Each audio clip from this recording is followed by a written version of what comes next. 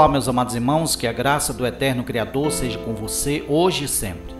A nossa mensagem de hoje tem como título Eu me apaixonei pelo brilho da morte, parte 2.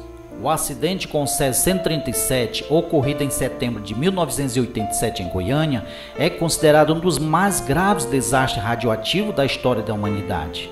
O evento revelou não apenas a falta de controle sobre materiais radioativos, mas também os efeitos devastadores da ignorância e da negligência, resultando em mortes, contaminação em massa e consequências que persistem até hoje.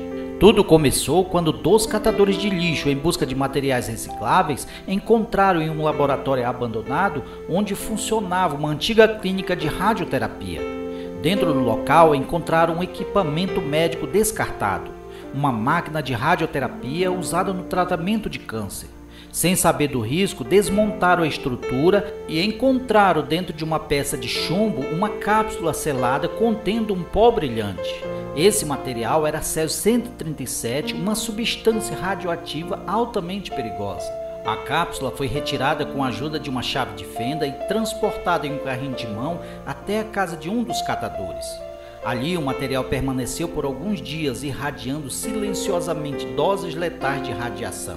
Sem perceber, a família foi contaminada, assim como todos que entravam em contato com a cápsula ou com os objetos da casa. Dias depois, os catadores decidiram levar para um ferro velho a parte do chumbo, como também a cápsula que continha o pó do Césio 137.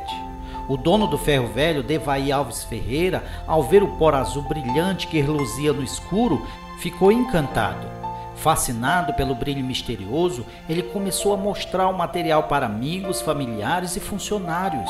Sem saberem do perigo, muitos manusearam o pó radioativo com as mãos nuas, levando a contaminação para suas casas, roupas, objetos e pessoas.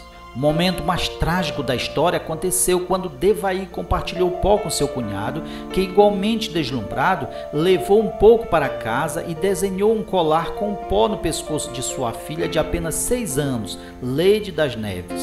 A criança inocente brincava com material radioativo sem saber que aquele pó brilhante estava matando-a lentamente. Com o agravamento dos sintomas de alguns contaminados, o material foi transportado em ônibus, espalhando a radiação para passageiros e motoristas. Os primeiros afetados começaram a sentir náuseas, tonturas, queimaduras na pele, fraquezas extremas e vômitos. Sem saber a causa, buscaram atendimento médico. Médicos e enfermeiros sem proteção adequada também foram contaminados ao tocar nos pacientes e seus pertences. Enquanto isso, o Césio 137 continuava se espalhando pela cidade, atingindo um número cada vez maior de pessoas. Foi apenas no dia 29 de setembro de 1987, mais de 2 semanas após a remoção da cápsula, que uma médica e um físico suspeitaram de contaminação radioativa. O material foi levado a um laboratório onde a presença de altos níveis de radiação foi confirmada. A descoberta causou pânico. As autoridades entraram em ação para conter o desastre, iniciando uma operação emergencial de descontaminação. Para isso, foi necessário incinerar e enterrar casas inteiras, móveis, roupas e até carros contaminados, sacrificar animais de estimação e outros que haviam sido expostos à radiação, isolar e monitorar centenas de pessoas expostas, criar valas de segurança para enterrar os resíduos radioativos, as vítimas e os enterros em caixões de chumbo. Infelizmente, os danos já estavam feitos. Pelo menos 4 pessoas morreram diretamente devido à exposição ao Césio 137, incluindo Leide das Neves, a menina que recebeu o colar radioativo do pai. As vítimas fatais do acidente foram enterradas em caixões revestidos de chumbo, pois seus corpos ainda emitiam altos níveis de radiação. Essa medida extrema foi necessária para evitar que a radiação se espalhasse no solo e contaminasse outras pessoas. No dia do enterro houve comoção e medo. Alguns coveiros e populares se recusaram a enterrar os corpos, temendo a contaminação.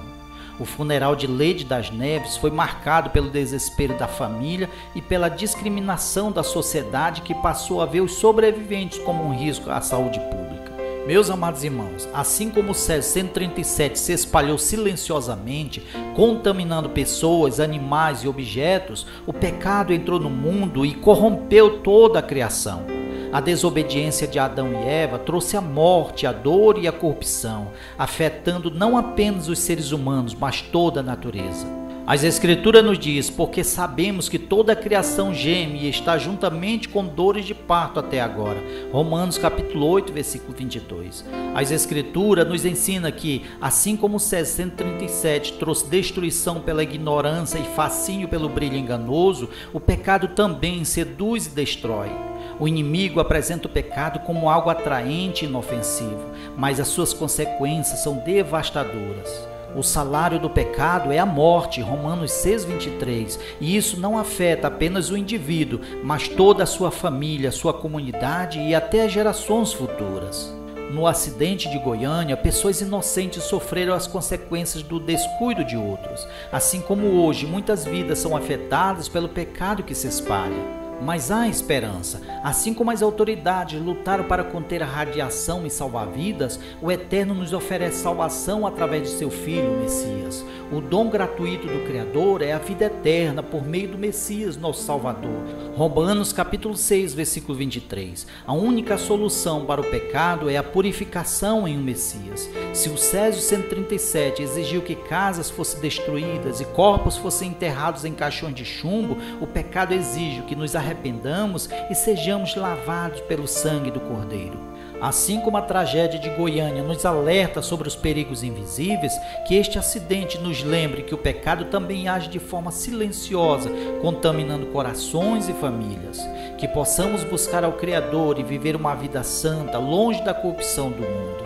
Se confessarmos os nossos pecados, Ele é fiel e justo para nos perdoar e nos purificar de toda injustiça. 1 João, capítulo 1, versículo 9. Que o Eterno nos purifique e nos livre da contaminação do pecado. Amém. Fechemos nossos olhos e oremos. Eterno Criador, Todo-Poderoso, diante de Ti nos colocamos com humildade, reconhecendo que muitas vezes somos atraídos pelo brilho enganoso do pecado, assim como muitos foram seduzidos pelo brilho mortal do Césio 137. Pai, assim como a radiação contaminou e destruiu vidas inocentes, o pecado também tem corrompido corações, famílias e a própria criação.